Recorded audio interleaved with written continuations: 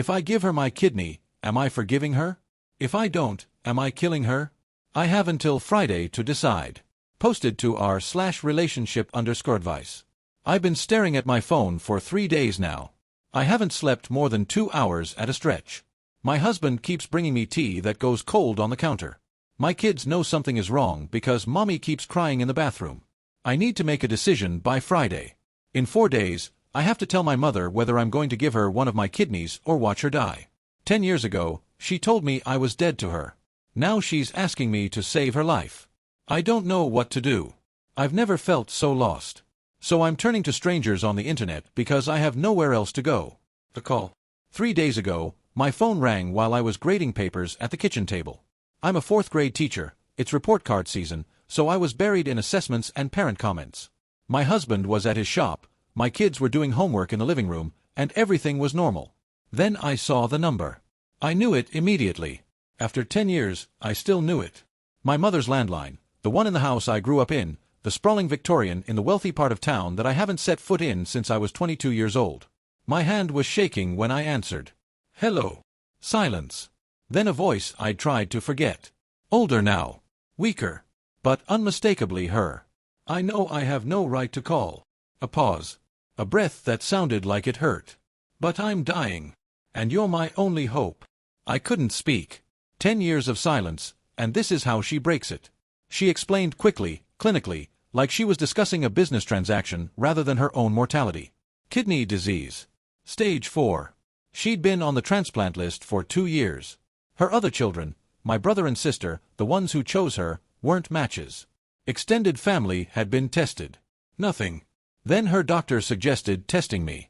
I told him we were estranged, she said, and I heard something crack in her voice. He said it didn't matter. Blood is blood. So I had my physician reach out to your doctor.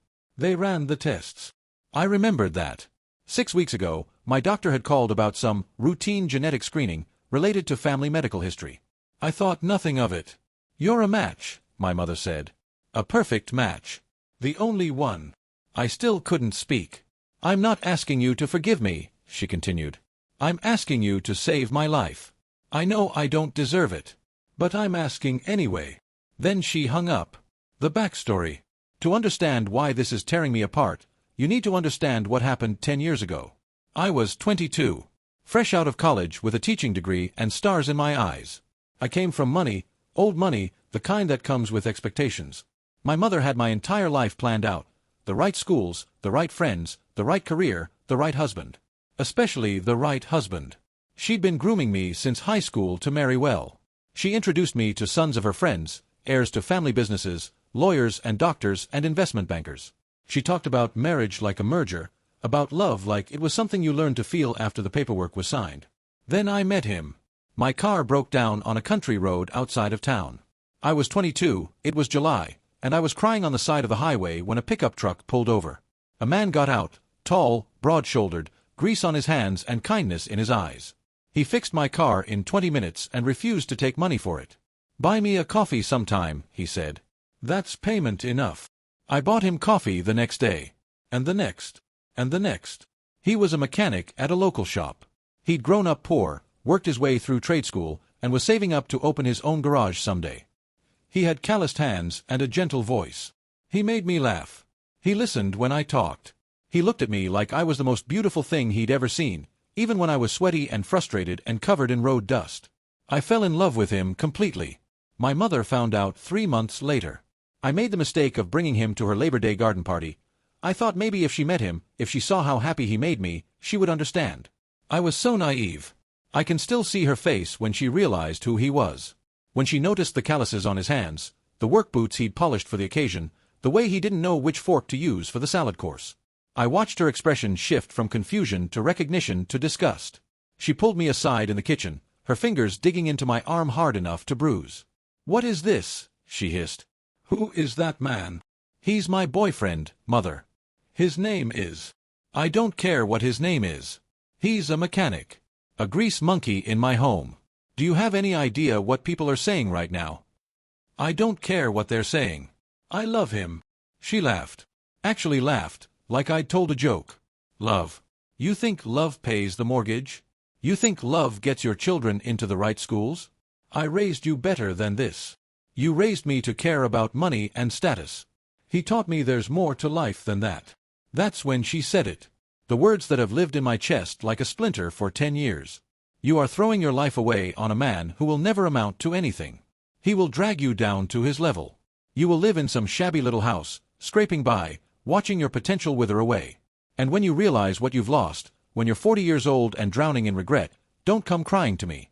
I will not be there to save you from your own stupidity.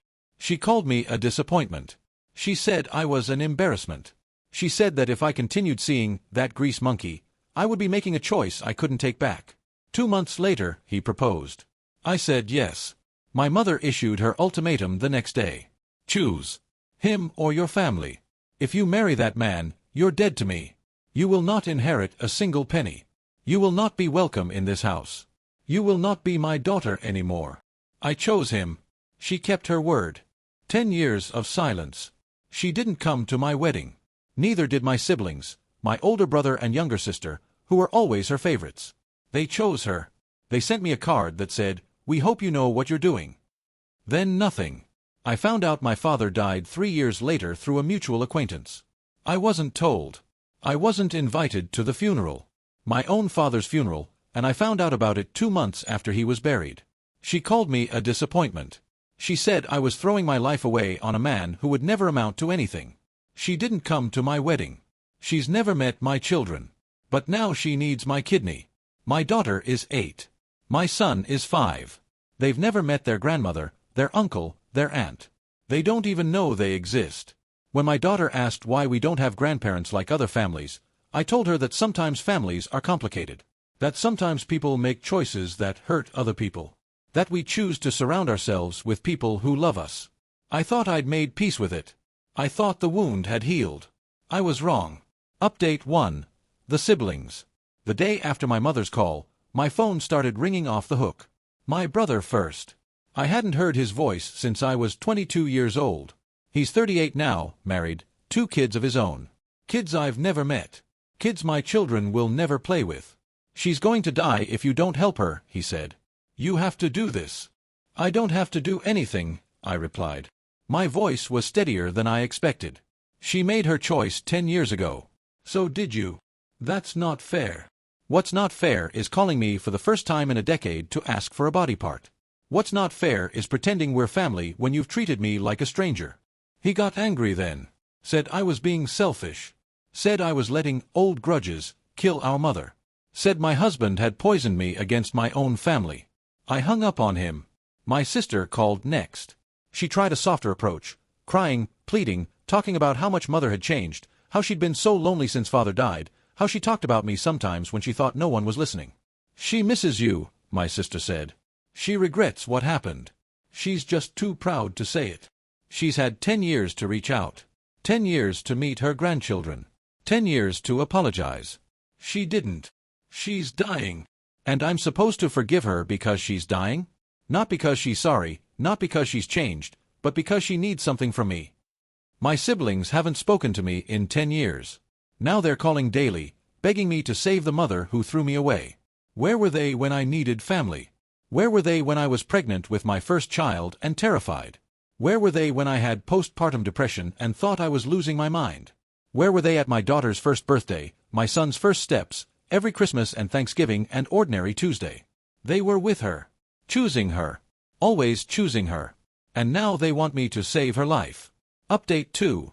My husband. I told my husband everything that first night. We sat at the kitchen table after the kids were asleep, and I told him about the phone call, the transplant, the impossible choice. He listened without interrupting. When I finished, he took my hands in his. It's your decision, he said. Whatever you choose, I'll support you.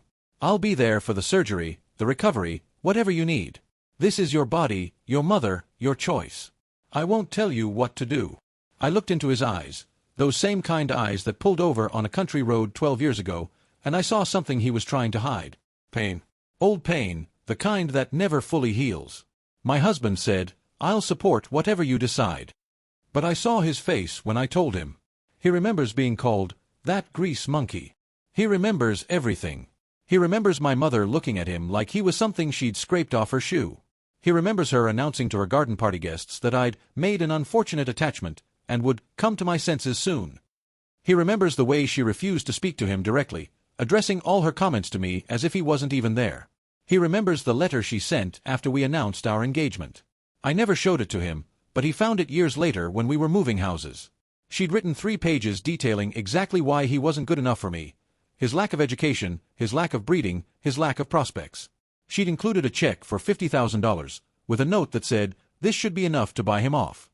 He never told me he found it.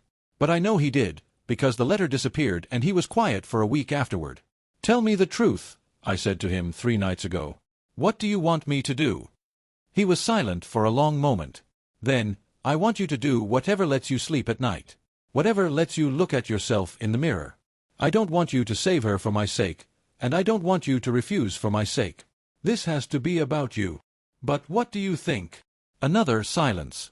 Longer this time. "I think," he said slowly, "that she hurt you in ways that don't ever fully heal.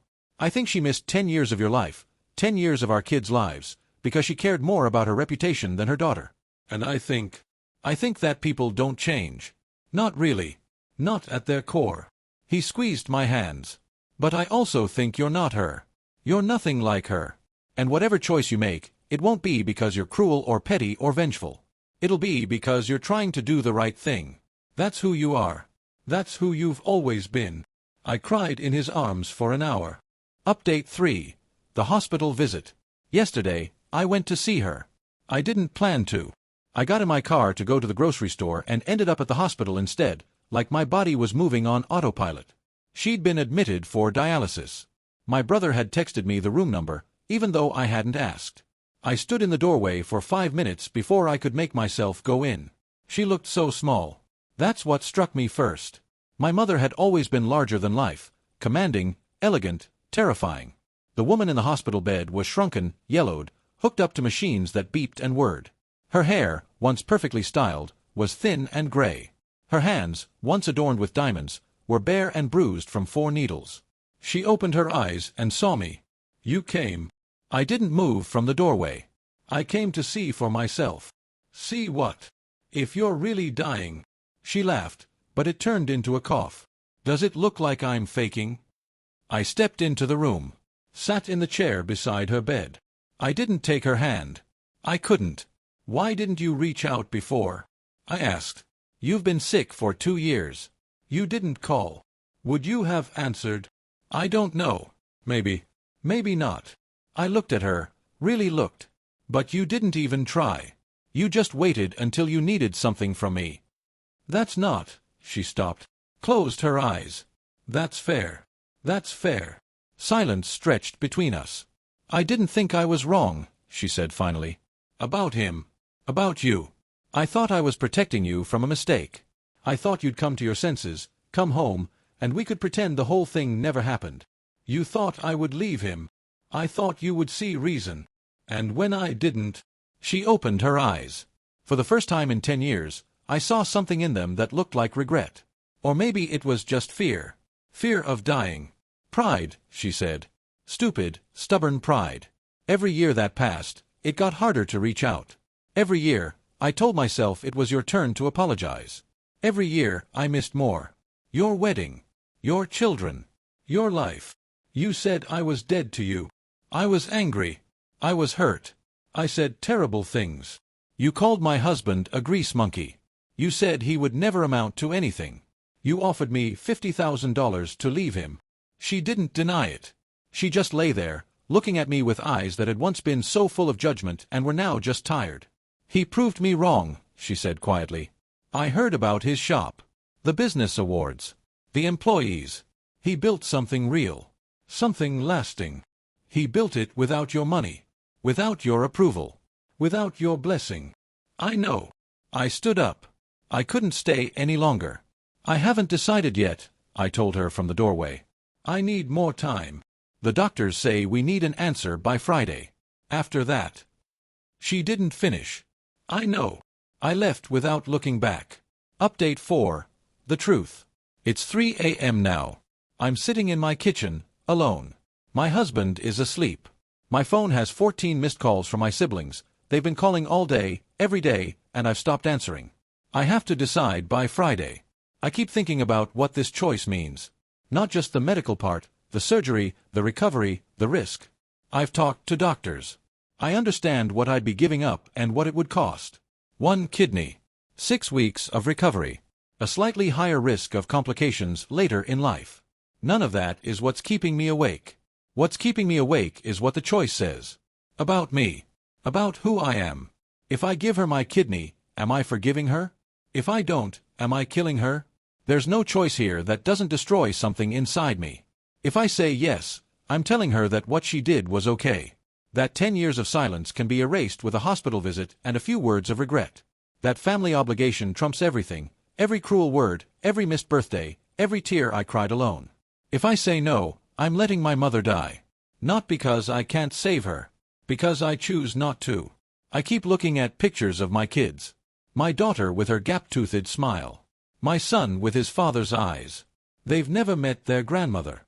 They don't know she exists. Part of me wants to keep it that way. Part of me wonders if I'm denying them something important. She's dying.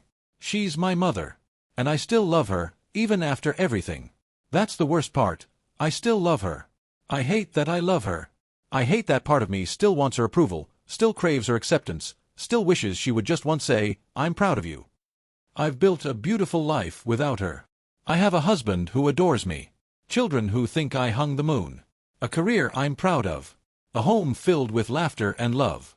But there's a hole in my heart that's shaped like my mother, and 10 years haven't filled it. The impossible question. My husband woke up an hour ago and found me here, crying at the kitchen table. He didn't say anything. He just made me tea, wrapped a blanket around my shoulders, and sat with me in the dark. I don't know what to do, I told him. I know. If I save her, and she goes back to being who she was, then at least you'll know you did everything you could. And if she dies hating me, she doesn't hate you. She never did. That's the tragedy of it. He's right. That's what makes this so hard.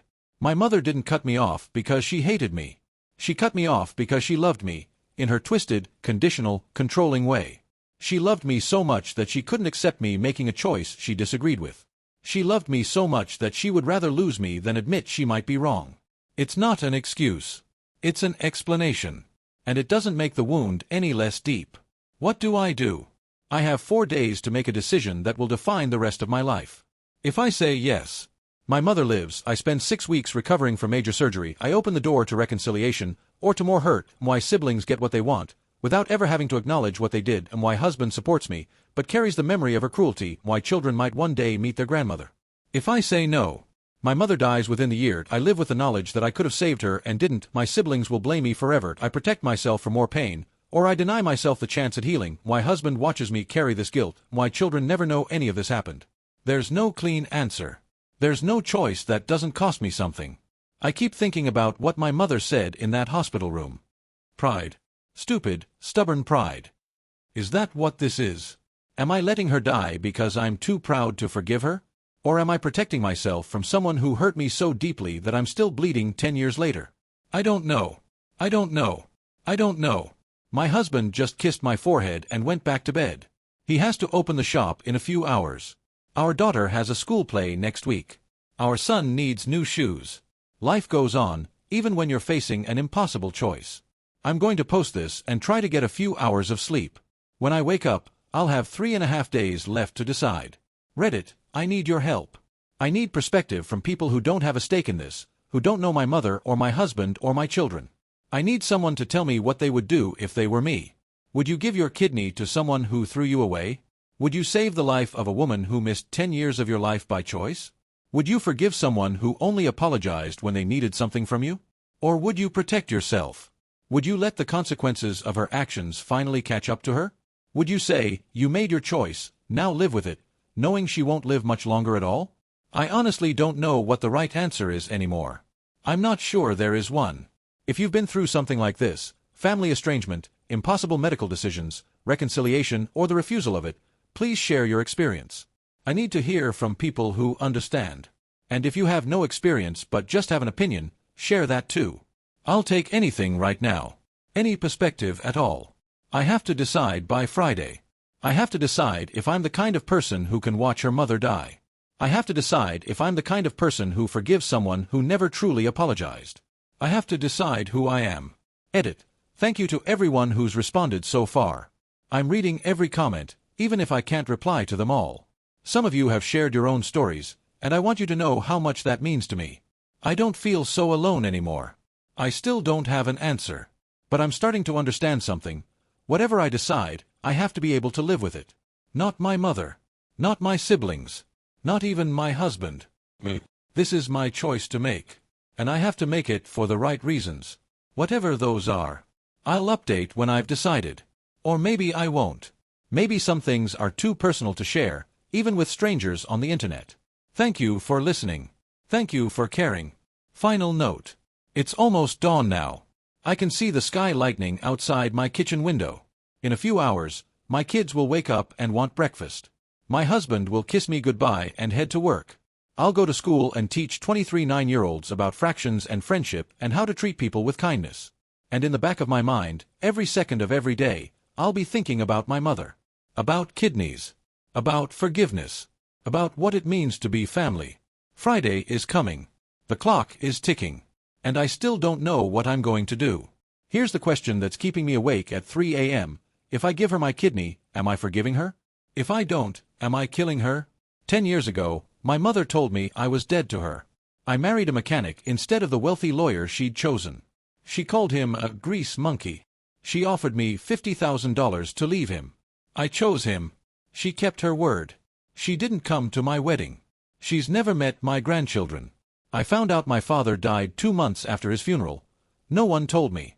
She called me a disappointment. She said I was throwing my life away on a man who would never amount to anything. She didn't come to my wedding. She's never met my children. But now she needs my kidney.